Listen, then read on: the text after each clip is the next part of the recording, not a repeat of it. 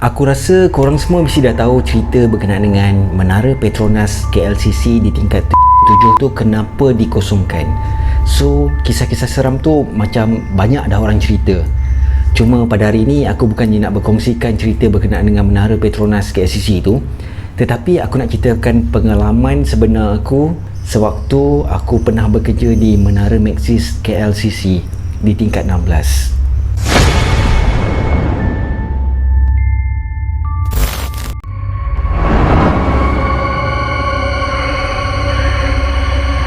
Assalamualaikum semua. Okey, kita temu sekali lagi dalam episod seram kita.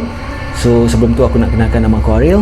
So, kepada korang yang baru sampai, aku ucapkan terima kasih banyak-banyak. Dan aku harap juga korang boleh support channel aku dengan tekan butang like dan juga subscribe kat bawah.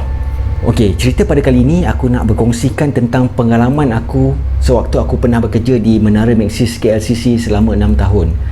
Especially dekat level 16 di mana department aku. Kisah yang pernah terjadi dekat aku dan juga kawan-kawan yang terdekat dengan aku lah. Tanpa lengahkan masa lagi, jom kita start dengan cerita yang pertama.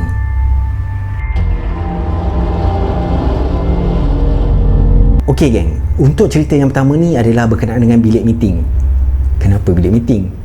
Okey, dipendekkan cerita Setelah beberapa bulan aku kerja kat situ, dalam 2-3 bulan lah kan. Bila dah 2-3 bulan tu, kau dah tahu buat kerja.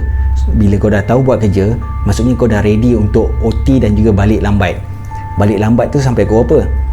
Okey, selalunya dorang akan balik dalam 10-11 tu memang dah clear office lah. Tapi aku dengan kawan aku ni yang paling lambat lah.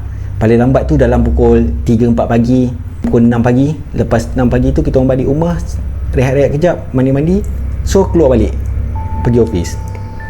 Gila kan? Disebabkan aku ni jenis yang selalu balik lambat, pada satu hari tu ada seorang senior aku ni lah kan. Dia ni memang dulu jenis yang balik lambat jugalah, tapi sekarang ni dah kurang lah kot. Dia pun mula bercerita dengan aku. Dia kata dengan aku, lepas ni kalau kau balik lambat kan, kalau ada apa-apa yang kau nampak, kau dengar, kau jangan terkejut. Aku pun mula pelik lah, nak terkejut sebab apa. Dia pun start lah cerita dia. Ada satu bilik meeting di level kita orang ni kat tingkat 16.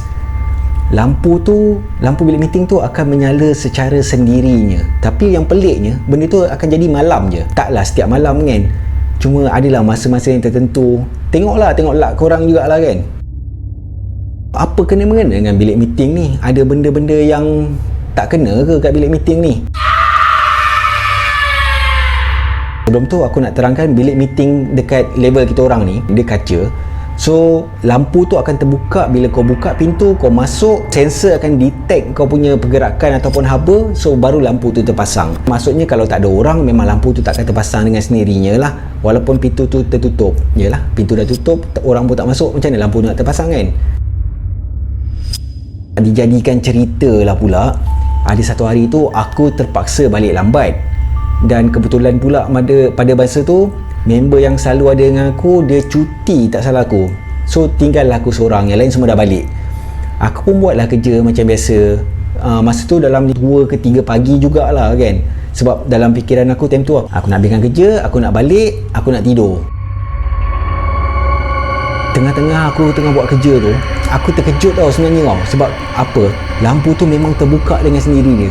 Aku memang tak tahu nak cakap apa lah time tu. Memang aku terkejut lah. Adalah aku tinggal seorang time tu kan. Tipu lah kalau tak ada perasaan takut kan. Memang ada perasaan takut lah juga kan. Aku beranikan diri aku lah. Aku hintai tengok tak ada orang.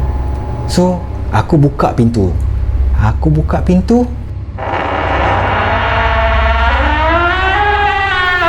Confirm tak ada orang. Tapi aku perasan satu haba yang panas, kau tahu tak? Macam mana rasa dia, aku tak tahulah nak cakap macam mana. Aku tak fikir apa lah kan. Aku tutup balik pintu tu dan aku sambung buat kerja. Besok tu aku jumpa member aku tu, aku cakap dengan dia. Aku ceritalah apa yang jadi kat aku malam tu kan. Tu dia boleh gelakkan aku. So dia kata itu adalah sesi pengenalan. Boleh tak dia cakap macam tu? Cuba bayangkan kalau korang yang ada kat tempat aku pada masa tu, kau rasa kau nak pergi Usha tak? Ataupun ke korang dah siapkan kemas, korang balik terus? Okey geng, jom kita teruskan untuk kisah yang kedua. Di level yang sama, di department yang sama, yang pernah terjadi dekat aku sendiri. kisah berkenaan dengan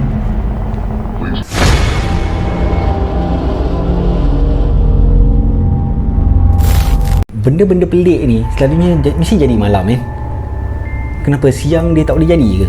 Aku rasa ada juga kan, tapi tak tahulah kat tempat aku kerja ni malam je baru dengar cerita, dengar bunyi, dengar apa-apa semua lah. Semuanya malam.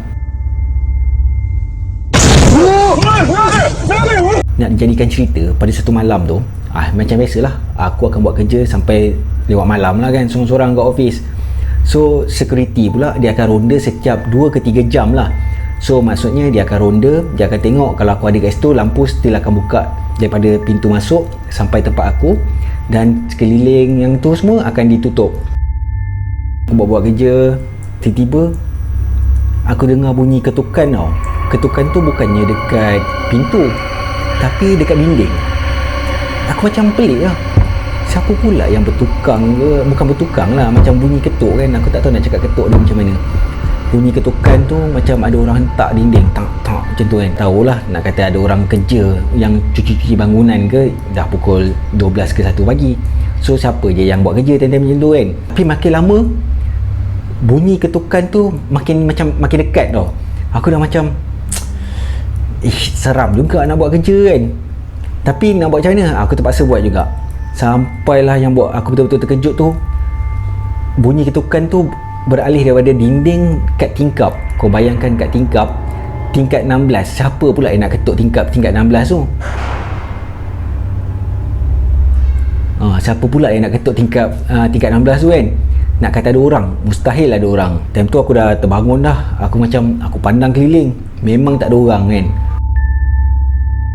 Lepas tu masuklah seorang security untuk buat rondaan. Macam biasalah, tugas dia akan buat rondaan. Dia tengok aku ada, so dia akan tutup, macam aku kata tadi, dia akan tutup lampu-lampu semua yang tak ada orang. Lepas tu dia akan belah naik kat level yang dia tak pergi lagi lah. Selang beberapa minit lepas dia dah belah tu, yang buatkan aku betul-betul terkejut, dan aku memang lepas tu aku terus belah lah kan, adalah bunyi tu datang dia dekat pantry. Pantry tu dia ada satu kabinet tu, dia susun cawan dalam tu. Maksudnya kalau korang nak buat air ke apa benda semua, kau buka kabinet tu, kau ambil gelas, kau bacol air dan kau tutup balik. Bunyi dia adalah orang buka kabinet tu dan dia hempaskan pintu kabinet dia. Kau tengah sorang-sorang kat situ, kau dengar bunyi tu, mestilah kau terkejut kan. Tapi time tu aku memang terkejut dan aku tak pergi usah lah. Aku cuma pandang daripada jauh.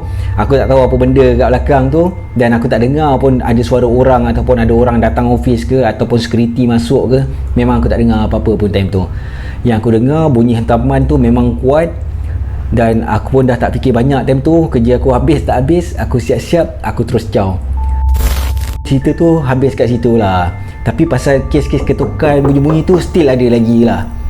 Itu aku tak boleh nak cakap lah kan, sebab bukan aku seorang je lah kena, adalah dalam beberapa orang juga kan yang stay malam-malam kan.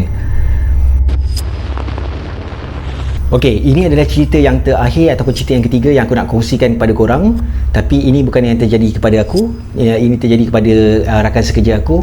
Ini adalah cerita berkenaan dengan kawan aku yang perempuan seorang ni. Dia ni pun jenis balik lambat jugalah kan, selalu buat kerja, tapi tak adalah selambat aku.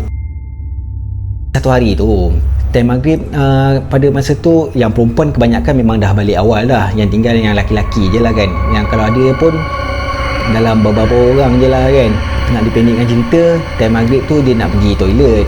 Dia pergi toilet, yelah nak ambil air semayang, nak solat semua kan. Tapi aku nak cerita dulu pasal member aku yang perempuan ni. Ada satu kelebihan lah, dia boleh nampak, dia boleh rasa benda-benda yang tak sepatutnya korang nampak dan korang rasa. So masa dia masuk dekat toilet tu, first kali dia memang dah terbau benda yang wangi. Ya, selalu kau masuk toilet mesti kau bau tai kan, benda-benda busuk. Tapi ni dia bau benda yang wangi tau. Dalam fikiran dia masa tu, mungkin dia fikir ni mungkin budak-budak perempuan yang dah balik tadi tu, diorang spray perfume dulu lah. Biasalah kan, perempuan kan nak balik pun kau nak make up, pergi kerja make up, balik kerja pun make up lagi kan. So dia tak fikir apa. So masa dia masuk toilet tu, dia bau wangi, dan dia tahu memang setiap toilet tu, setiap bilik toilet tu memang tak ada orang, pintu pun memang terbuka. Dia ambil toilet yang hujung sekali. Selepas dalam beberapa minit tu, dia dengar macam pintu toilet tu terbuka tau. Dia dengar pintu toilet tu terbuka. Ya, kalau pintu toilet terbuka mesti ada orang nak masuk. Tapi dia tak dengar bunyi tapak kasut, ya, tapak kaki lah, orang tengah berjalan masuk toilet ke, tak ada. Dia dengar bunyi pintu terbuka je. So dia tak fikir apa-apa lagi lah. Lepas tu pula, cara tiba-tiba dia dengar macam ada bunyi orang tengah bercakap dekat toilet sebelah. Tapi kalau korang pelik tak? Ada orang masuk toilet tak dengar bunyi tapak kaki. Kalau dia masuk toilet sebelah, dia tutup pintu, mesti kau dengar punya kan, orang kunci pintu tu. Tapi dia tak dengar apa-apa, tapi dia dengar suara. Mula dia macam terkejut jugalah kan. Benda tu, suara tu macam bercakap dengan dia tau, sambil ada bau wangi yang melintas. Dia macam dah rasa tak sedap hati kan. Dia rasa tak sedap hati, dia settlekan cepat-cepat. Dia keluar, dia tengok memang pintu toilet sebelah-sebelah tu memang tak ada orang, pintu tu memang terbuka. So mana datang suara dan juga bau tu sebenarnya?